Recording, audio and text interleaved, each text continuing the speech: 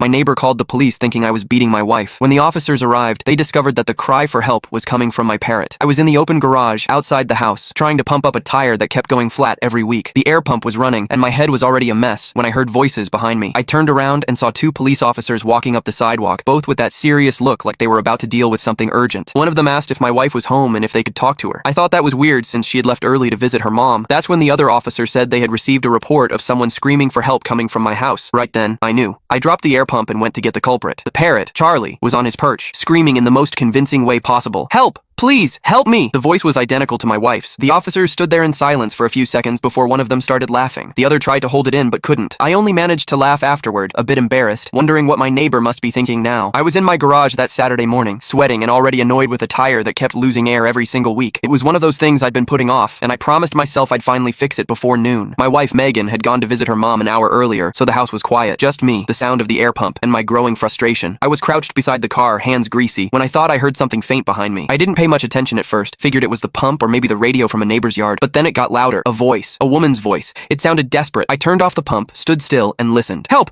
Please, help me!" The words cut through the noise. My stomach dropped. It came from inside my house. For a split second, my brain went to the worst possible place. Megan was supposed to be gone, but what if she'd come back and something had happened? What if someone broke in? I ran halfway to the door before logic caught up. The car was gone, and I had the keys. Still, the yelling didn't stop.